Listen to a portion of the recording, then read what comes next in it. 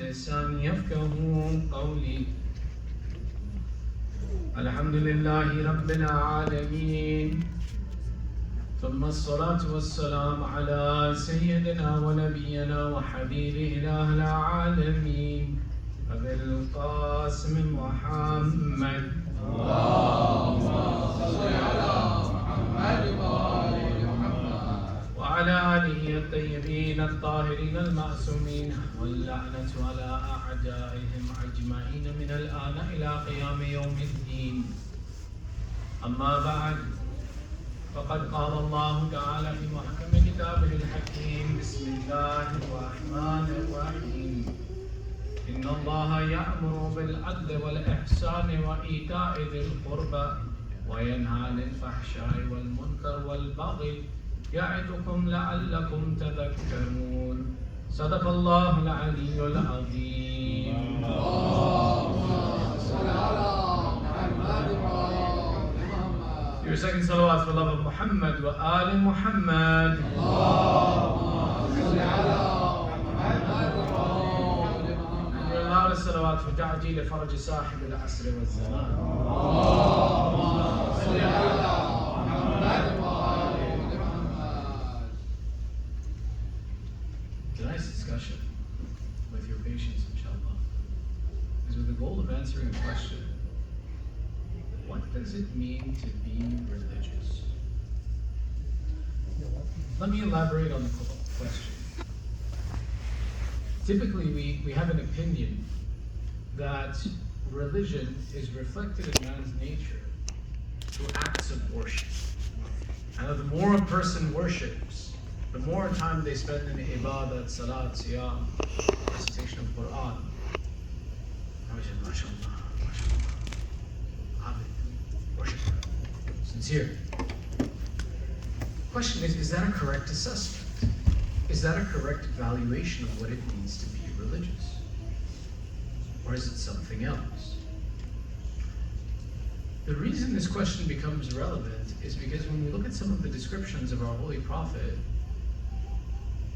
his attributes that society recognized him by, the message that Allah had elaborated in him and had him elaborate, and the descriptions provided by him and of him are somewhat in conflict with this description of the definition of being religious is only defined by someone who worships Allah and what they do with their worship of Allah. Right? There are apt descriptions. One, our Prophet, for the sake of our Prophet sallu ala Muhammad wa ali Muhammad.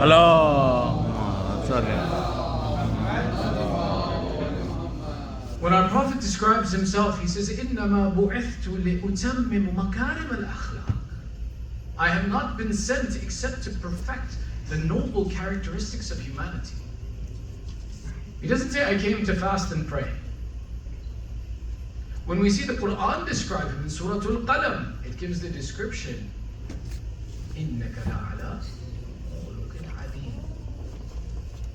Allah does not describe, though in various instances He may, but in this particular instance, Allah, when describing the Prophet, guarantees and certifies and says, certainly you are on the greatest and noblest of character.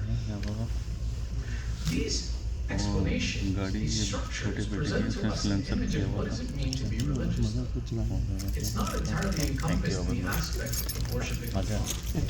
Rather, even when we look at Islam, the definition of Islam in terms of its attributes in dealing with society, when we look at its furu', its furu', meaning its branches of how you recognize a Muslim, have two categories of behavior. That which is huquq Allah, are referred to as ibadat, and that which is huquq al-nas are referred to as mu'amalat.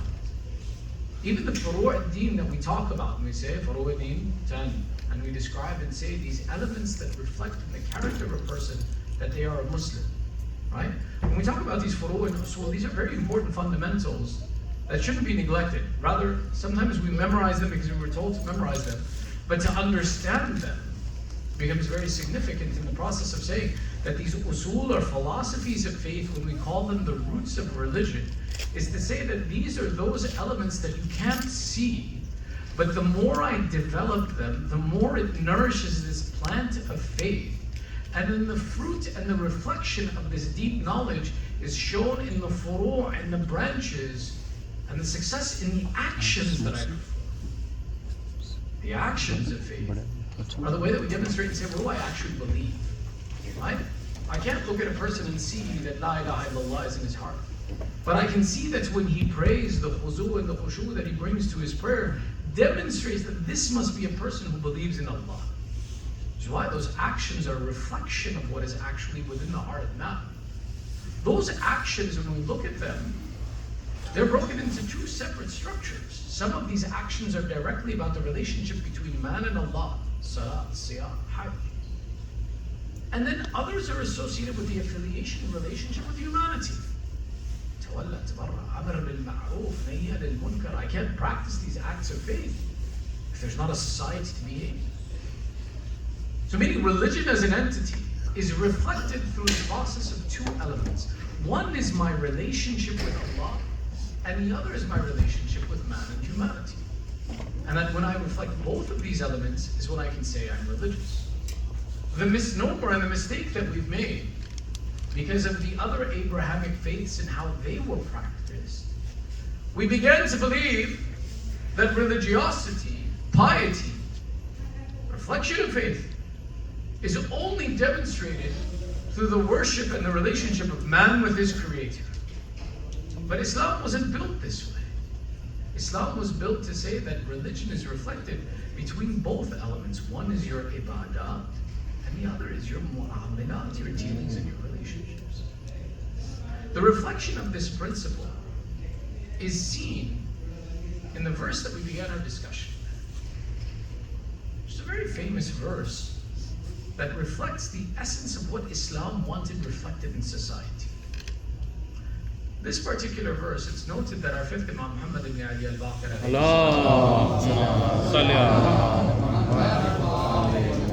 would not recite Friday prayers without including this verse. Today, if in Friday prayers you hear this verse recited, it is from the seerah of our Imam that we took this. And the Imam insisted upon reciting this verse, in which Allah says, certainly Allah has commanded, إِنَّ اللَّهَ يَأْمُرُ بِالْعَدْلِ وَالْإِحْسَانِ وَإِيتَاءِ ذِي الْقُرْبَى. Certainly Allah has commanded you for three things: justice, kindness, and taking care of your near relatives. This verse is split into 6 commands that Allah gives. 3 that He insists that you perform, and 3 that He forbids you from performing. The 3 that He insists that man who submits to the religion of Islam has to perform is that 1, do adl, be just. The fundamental of justice and the absolute establishment of justice is the basis by which the government of the Ahl-e-Bait is established and inshallah will be established. Inshallah. One of the aspects of intidar today is that when my Imam comes, inshallah, when my Imam comes, Inshallah. people will not fight him, they will submit to him. 8 billion people in the world. Imam's not going to fight all of them. The same way in Karbala, the goal wasn't to kill the enemy, it was to provide hidayah. Every Imam is a source of hidayah. The hidayah that will appeal to all of humanity is the fundamental of justice. That there is no faith if there is no justice. Which is why one of the aspects of intidar today, of waiting for the faraj of the Imam today, is to invite humanity to justice. Prepare people for justice. That rather than self-interest, rather than preferring what I values and what I want, look at what is just, invite people to justice, and stand with the oppressed and stand against the oppressor. When we establish this, this is how we're preparing society for the establishment of the dhuhur of Sahib al-Asr wal-Zaman.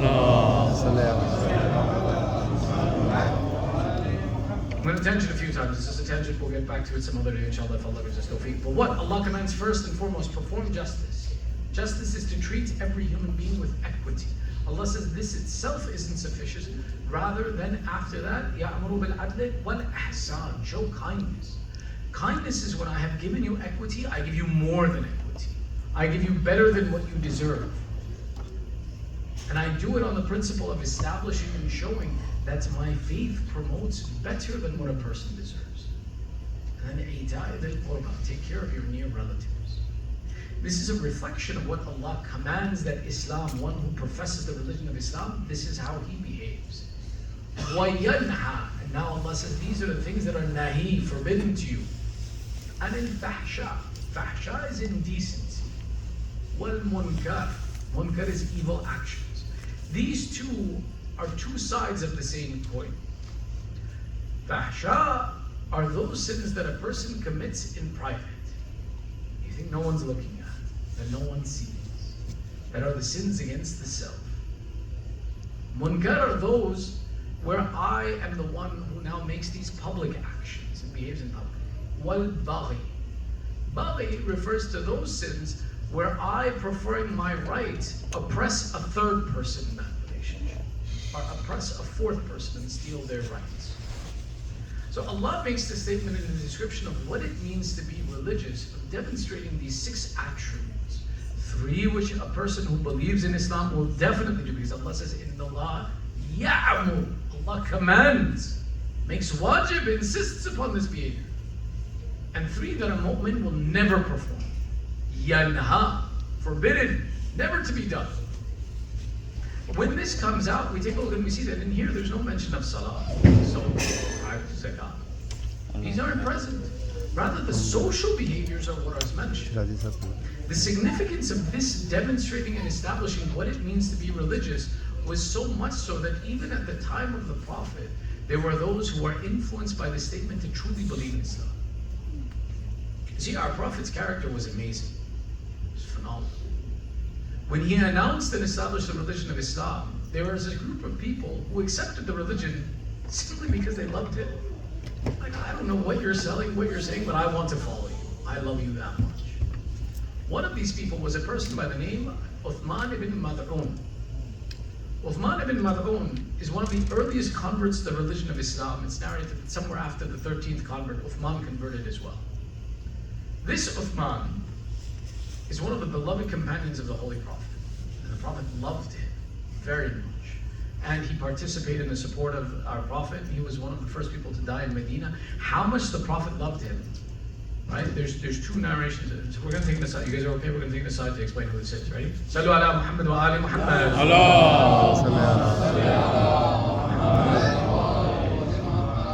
One of the first people to be buried in Jannatul Baqi was this Uthman ibn Mad'un. Uthman ibn Mad'un was so beloved to the Prophet that the Prophet did something upon his death he had never done before. Upon hearing the news that Uthman had died, the Prophet left his house without covering his head, without wearing shoes, to go bury Uthman with his own hands. 1, 2, 3 of the Prophet's children that die in infancy, he buries next to Uthman in Jannatul Baqi. Today, if you were to go and figure out where his grave is, so if you look, for example, where the graves of the Ahl-e-Bait are, by the grave of al-Banin is a small place over here, that's where Uthman is buried. And when our Prophet's children die, he buries them next to Uthman, and he even makes the statement. He says, now my children have joined their predecessor in faith. To describe, who is this Uthman? This Uthman is so significant that he was one of the companions of Amir al-Mu'mineen as well as him. So much so was the piety of this man, that when you look at the brothers of Hazrat Abbas, there is an Uthman amongst the brothers of Hazrat Abbas. Jafar, Abdullah, Uthman. And people get it wrong. People make a mistake. Why? And I'll explain. It's a very logical mistake that people make, that today, we only remember one person. There's one person who lives in infamy or fame, or however you choose to look at it, whose name is Uthman. And we assume anybody else that we hear about in history is tied to this individual. No.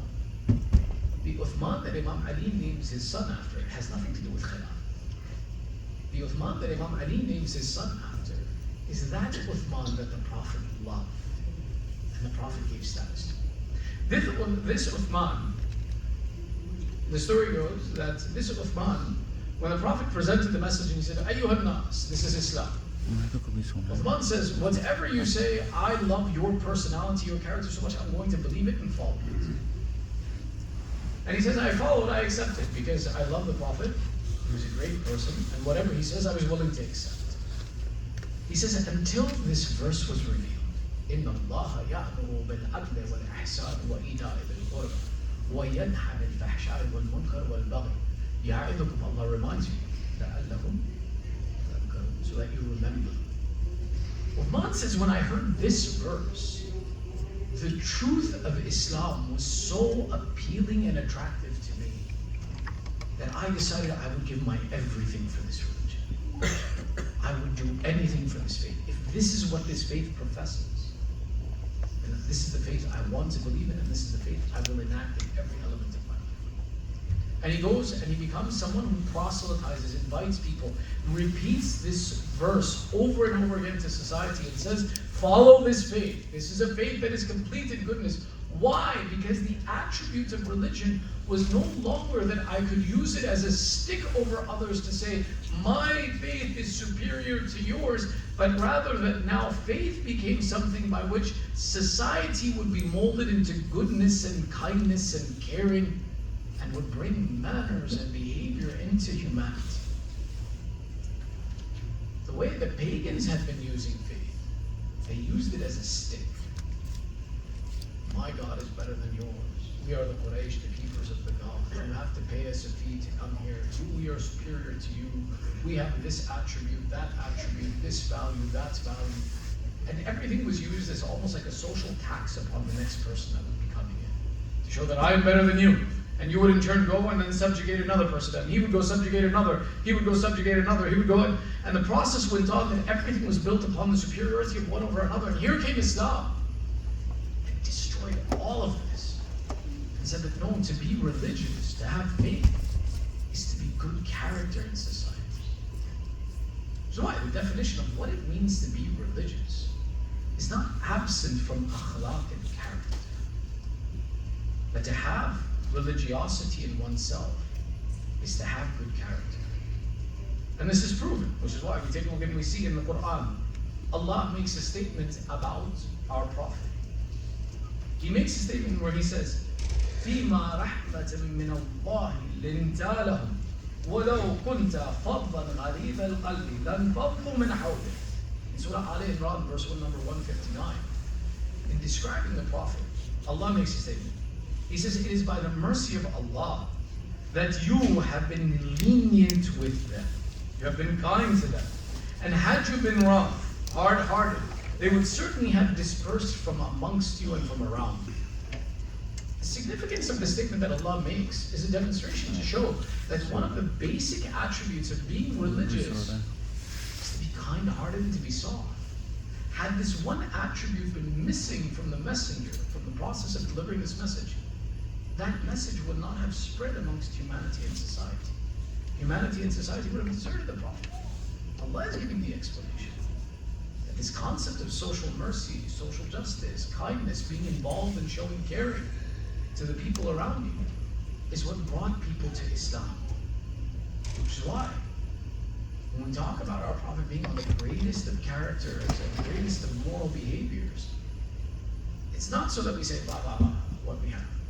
It's so that we emulate that experience that if you want to be religious, if you want to be a pious person, it's not possible if this attribute of kindness and caring is absent from your personality and behavior.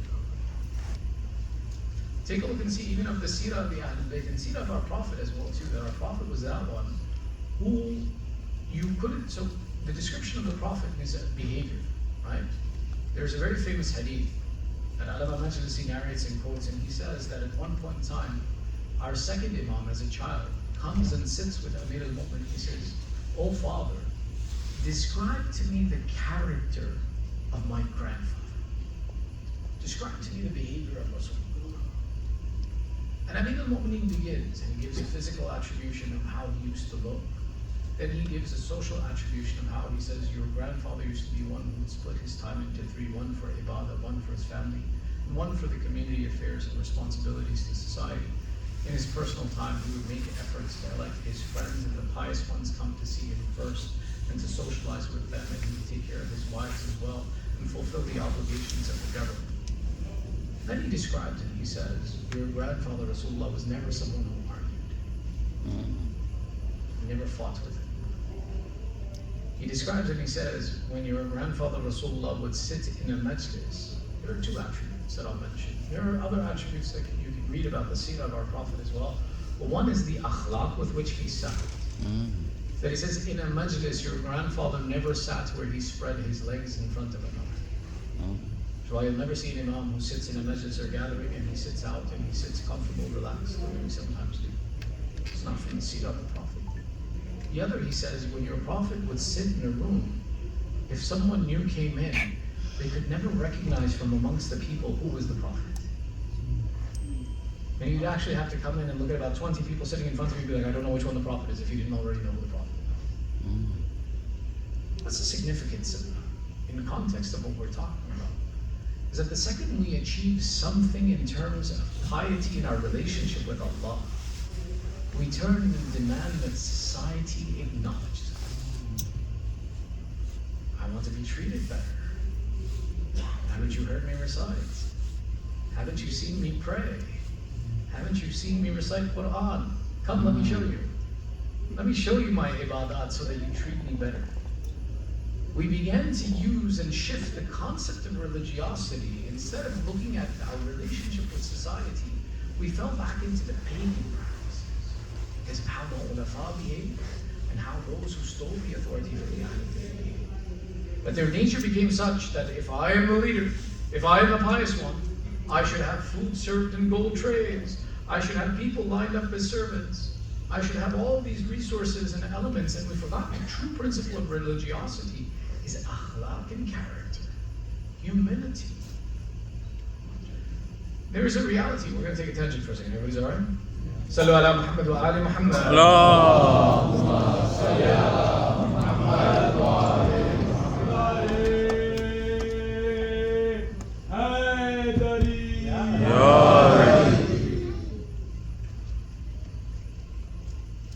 Me of something, so we're going to go in that direction for a second first. The necessity of simplicity in character and kindness in character was such an attribute that it prevented Imam Ali from being the Khalifa sooner. Let me explain.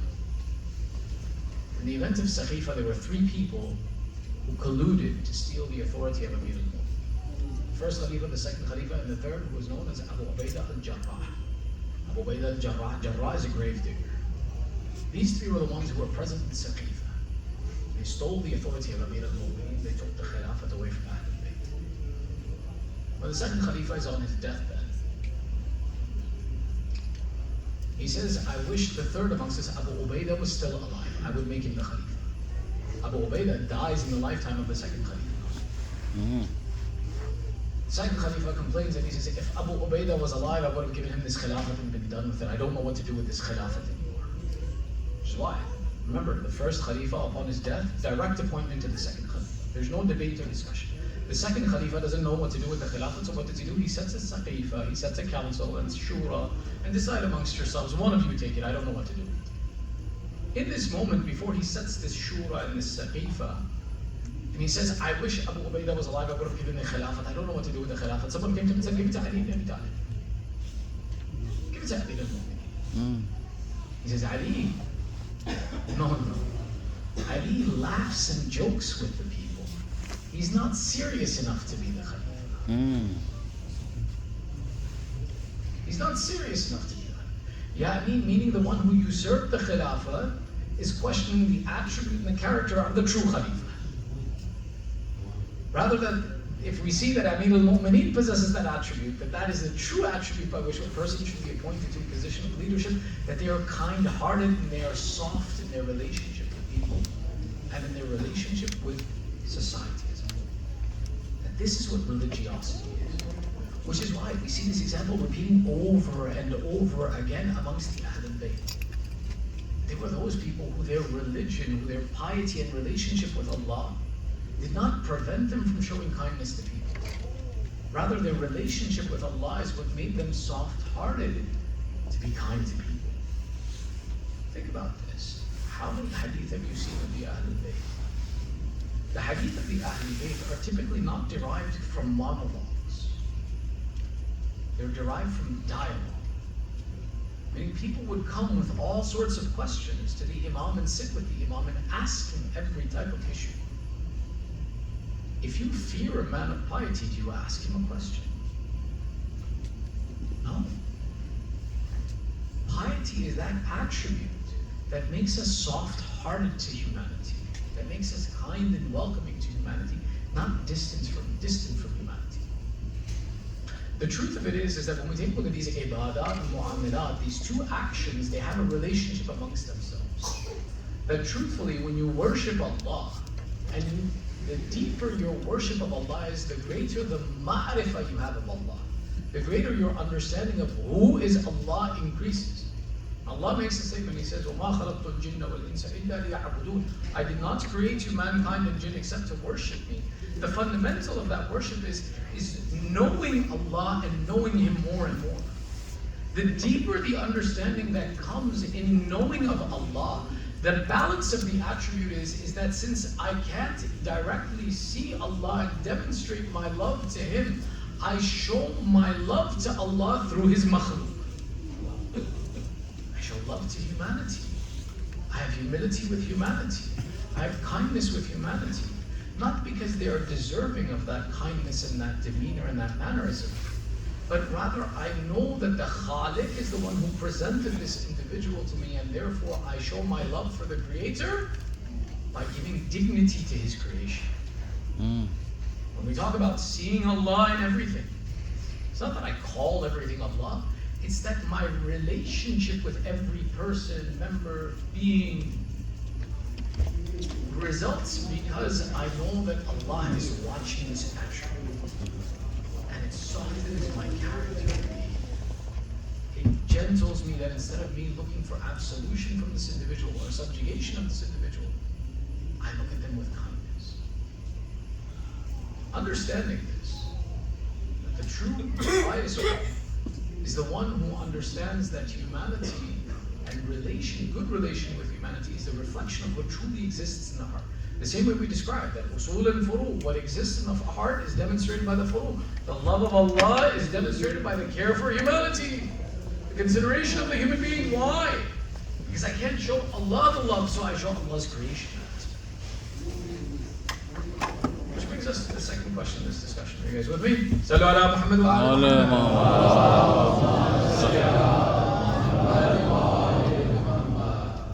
Does that mean I treat all of humanity the same?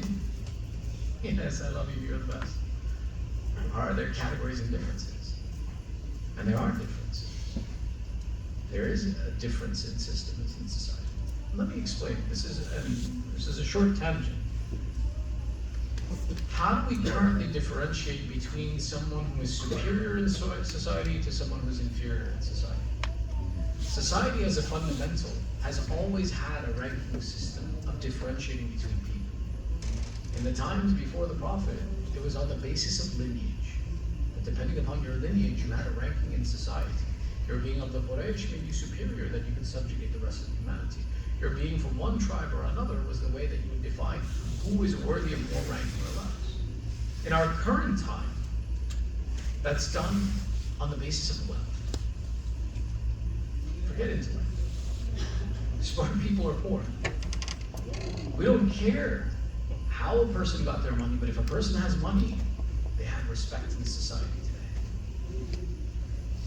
But the question now comes, if humanity was to be in the door of living the life the way our Imam is present, how would the Imam structure society so that there is status in society that indicates who is better and who is lower? All of humanity is not created. We know this, right? We know this because in Surah Hujurat, and we're going to mention Surah Hujurat because Surah Hujurat teaches the akhlaqiyat, the characteristics of what it means to be a mu'min. In Surah Hujurat, when Allah makes the statement, Inna akramakum indallahi atqakum, Allah breaks down first and foremost to break the previous tradition. Previous tradition was on the basis of lineage. Allah says, Ya ayyuhan nas inna khalaqnakum min dhakarin wa untha wa ja'alnakum shu'uban wa qaba'ila lita'arafu. Allah says, oh mankind, we made you into men and women and families and tribes and clans, not to indicate superiority of one over the other, but lita'arafu, so that you would be able to identify and know and build connections and relations, not demonstrate superiority of one over another, which is why then Allah says, if you want to know what the true basis of superiority between people is, Inna akramakum, the one who is more honorable in the eyes of Allah, atqakum, the one who is pious. Let me mention, piety is something that can't be seen between one person and another. It is an attribute that can be belied, meaning that I can show that yes, I come to the masjid and pray. But inside, I don't really care. There's a whole surah dedicated to people like this called the munafiqun, who used to claim that they had piety, behave in a pious manner, but in reality they had no faith within them. So what is a demonstration of piety that indicates the superiority? How will the Imam differentiate humanity and society? It will be on the basis of akhlaq and character, and nobility of mannerism and behavior. Why? One, because whatever humanity is needs to be pointed back to the Ahl-e-Bait and door of the Imam. The Ahl-e-Bait, when Rasulullah says, I am innama bu'ithtu li'utammimu makarim al-akhlaq, means that the best of humanity and society is Rasulullah. If the basis of gradient in society is on the basis of akhlaq, every human being will have to turn back to the seerah and sunnah of Muhammad wa Ali Muhammad.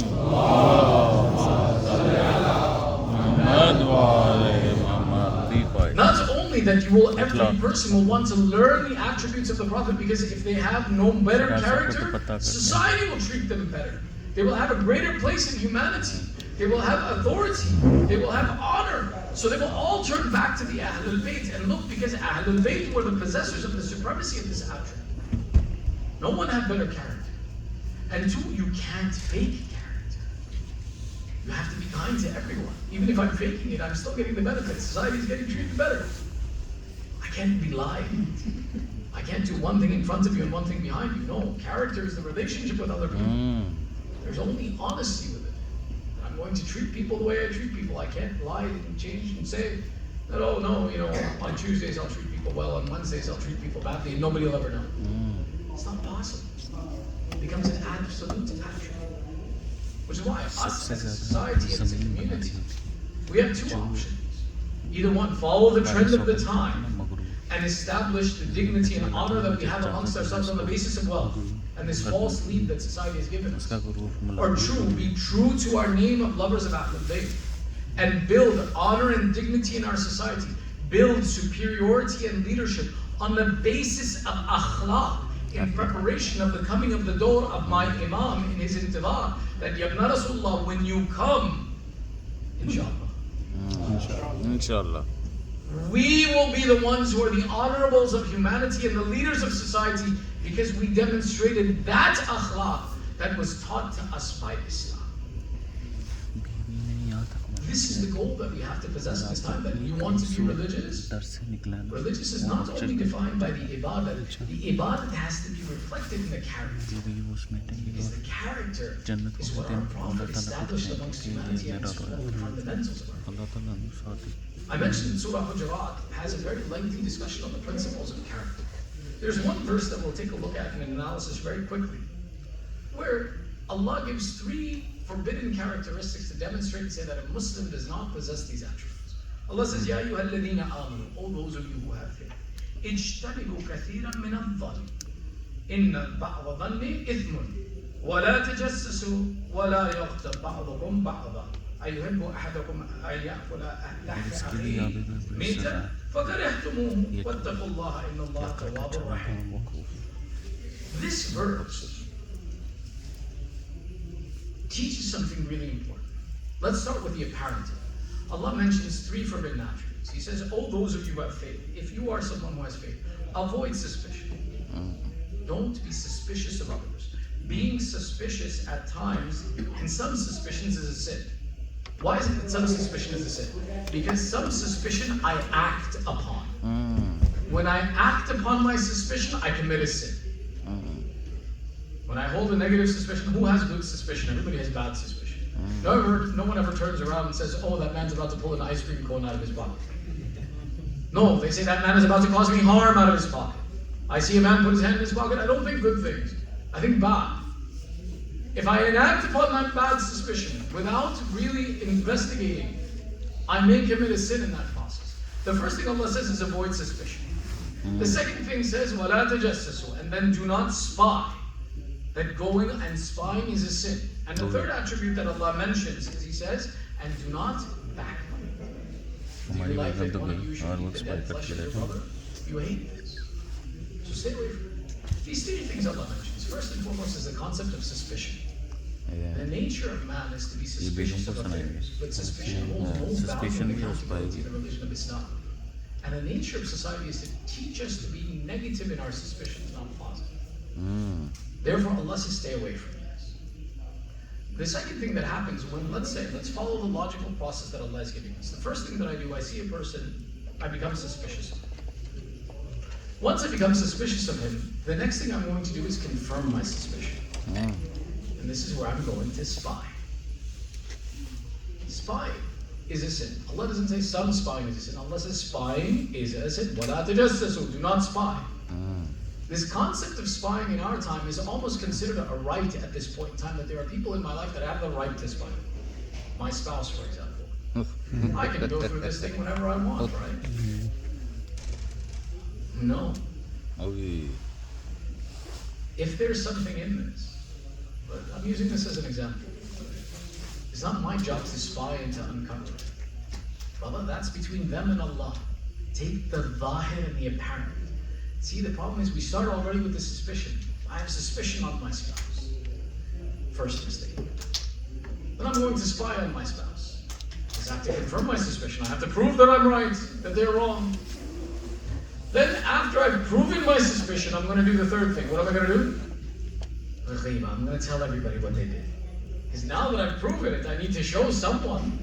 Someone has to. And you know what the characteristic that a person uses when they actually want to backbite and do ghibah? Is they come and they tell you, and you say, no, don't tell me, that's backbiting. And they say, no, but it's true. Baba, it's true, that's why it's ghibah, it's haram. If it was a lie, it's tuhma, it's even worse than that. Just because I know something doesn't mean I have the right to express it. Here Allah is describing and attributing three elements that are haram for us to perform. Be suspicious of one another. The second attribute that grows into it is then to spy on one another. And then after that to announce and to share what it is that we found. The reality of this, and this is why it's interesting, from one element we can see the logical process of why Allah includes all three of these into one ayah, is the process of demonstrating how one progresses into the other and into the third, and how society crumbles on the basis of this problem. If we kept husn al-dhan, thought well of each other, and were not suspicious of each other, our communities, instead of being things that can cannibalize ourselves, would be things that we had a great strength going on. If we could look at each other in this room and only think good of each other. Because why? Because we are those who possess faith and iman. Islam will only grow and flourish. But we ignore these rules. We don't pay attention to them. And what happens? We are the ones who destroy. We are our own biggest enemy. We don't need somebody from outside to come and destroy us. We do it to ourselves all the time. But all three of these, one element is the attribute that Allah is describing, that this is a progression. The other element that's happening, why Allah includes all of these in one verse, is that they are symptoms of the same disease. Let me explain. You guys with me? 2 minutes, inshallah. Sallu ala Muhammad wa ala.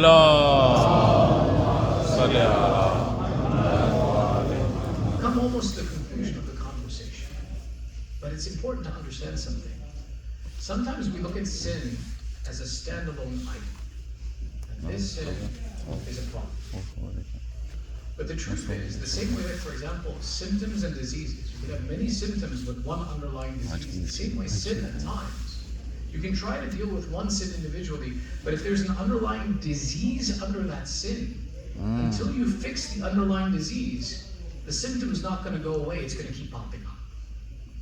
We're going to keep dealing with it.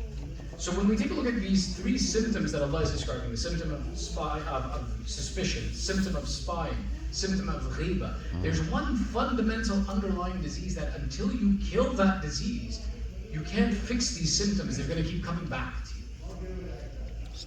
That disease that Allah is describing here by explaining its associated symptoms is the disease of not honoring the hurma of the mu'min.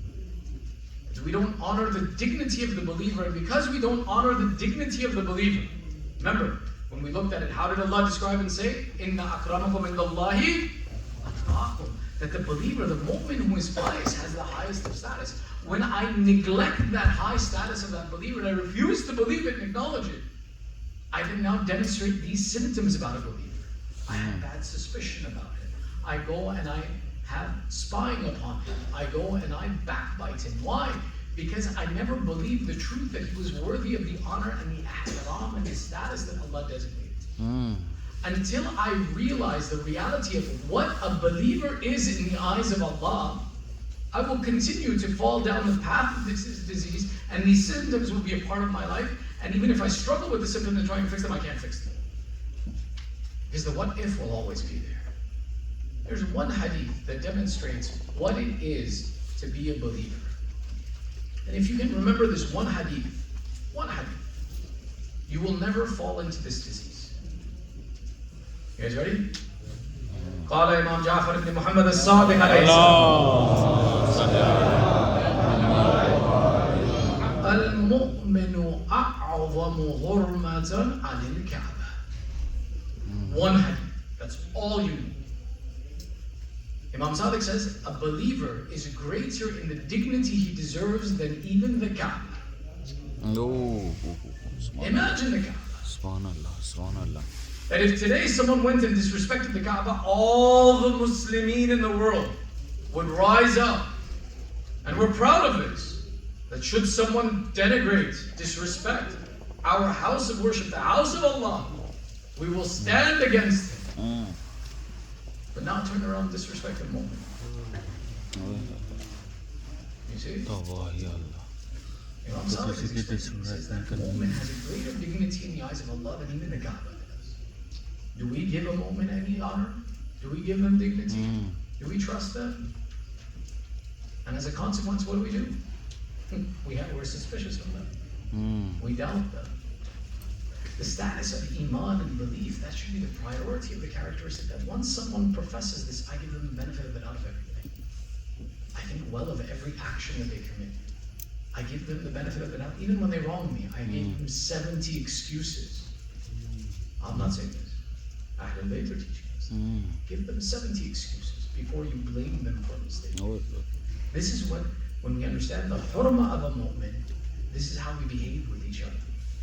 That if I need dignity that I would honor the Kaaba with, how do I go to the Kaaba? I go to the Kaaba with wudu, with khuzu, khushu. I always have a desire to be near the Kaaba. I make dua near the Kaaba. I look for the Kaaba. Imagine if we looked at each other in this process. We honored each other's dignity. What would our society be like? Then we could claim that we are religious. This is why there are certain hadith, we hear them and we can't imagine how the Imam made this statement. When the Imam, for example, a man comes and he says, Yabna Rasulullah, in our town are many of your Shia. The Imam says, can one of you go and put your hand in your, don't do this now, that's not what I'm telling you. Can one of you go put your hand in your brother's pocket and take his need if you have a problem? No, Yabna Rasulullah, we can't. The Imam says, then what kind of Shia are you? What is he teaching? He's teaching the hurmah of the mu'min. If I believed in the hurmah and the dignity and the honor and the respect that that mu'min believes, how would it be reflected? Would I be upset that someone was in need and they came to me? No, I'd be honored. I'd be flattered. Instead of thinking, is he lying to me? Is he trying to take advantage of me? How many people has he asked already? I would look at the opportunity and I'd be like, it's an honor. Let me help you. Let me do what I can for you. But we don't. Because we've lost that honor and dignity in a believer. It's the same lack of honor and dignity in a believer that turned around and allowed humanity to go and kill the grandson of the Prophet. To go and to commit atrocities against the Ahl-e-Bait. Because if they couldn't respect the dignity of a believer, then how did you think they would respect the dignity and the honor of the Imam, the Hujjah over the Muslims? They couldn't do it. These nights, you've been very patient with me and we've discussed the masail of the Sibaya and of the women and the prisoners. And we've mentioned the shahadat of this small girl. I tell you, it's a shahadat, not a wafat. That child is martyred. And I can explain to you why we call her sheikh. At the shahadat of our sixth Imam, when Imam Sadiq becomes martyred from the poison that he is given, in his house he had a daughter who was maybe 3 or 4 years of age.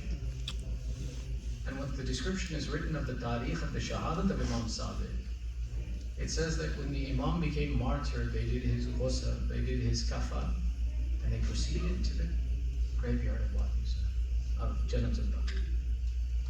When they left, this child woke up from sleep. And she turns to the women of the house and she says, "Oh mother, oh sisters, where is my father? I am in the habit that when I awake, I go to Baba. Where is my father?" One of the women of the house says, "Oh my child, your father has been martyred, he passed away." She says, "Where is he? I want to see him. I won't believe it until I see him." They said, "Child, you cannot see him. They have taken him and he is on his way to the graveyard. He is going to be buried." The child, refusing to believe this, says, "No, I must see my father," and runs out of the house of Imam Sadiq. And the women now go to gather their hijab and chase after this child. The women say that when we finally gathered our covers and our mantle, and we proceeded out to find this child, we headed in the direction of Baqiyah, and as we proceeded, we found our Imam Musa al-Kadhim sitting on the ground, holding this child in his lap. And the women gather around Imam Musa al-Kadhim and they say, "Ya Rasulullah, you are the son, you are the wali of Imam Sadiq. They've taken him to the graveyard. You left the janazah of your father for this child?" Imam Musa al-Kadhim makes a statement that breaks the heart and gives us the explanation of reality. Imam Musa al-Kadhim makes a statement: "It is inappropriate for a daughter of our house to go to a janazah and see her father in this condition." The women collect, and Imam Musa al-Kadhim, look, he leaves the janazah of his father to return for this child. You would understand one of two things from this statement that Imam Musa al-Kadhim makes. Either one, that after the events of Sham, when there was a small little girl who was given the head of her father, the Ahl-e-Bait learned that it is inappropriate for a child to see her father in this condition. But the Ahl-e-Bait, we know their knowledge is complete. Imam Musa al-Kadhim did not learn this, and Imam Zayn al-Abidin was ignorant. Rather, both knew that this is inappropriate. But it was that enemy of Allah who did not understand the ihtiram of a child, who went into the zindan of Sham and presented this small girl with the head of her father, knowing the consequences of what would happen. Therefore we say, the shahadat of Sakina is shahadat. It is a murder that took place. That they disregarded the honor and dignity. You do not show a small innocent girl the head of her father when he has been killed. Imam Musa al-Kadhim demonstrates, even going to the janazah would have been too much for this child. How they brought the Messiah upon Ali Muhammad in this condition. There was no dignity, which is why this is not the only place. Rather, when you see even in Karbala, when they killed the Shuhada, they left them on the ground, paraded them past the bodies of their loved ones. Such was that moment. Imam Zayn al-Abidin says, "I almost lost my life seeing my father in that condition." Now imagine the days of Al-Bain are coming upon us. That is the last image that Zaynab and the Sibaya have of their men. How did they go to the graves and call upon them? Where did they turn to? How did they complain? Yabna Rasulullah, how shall I complain to you of what they did to me when I have seen your body desecrated on the earth of Karbala?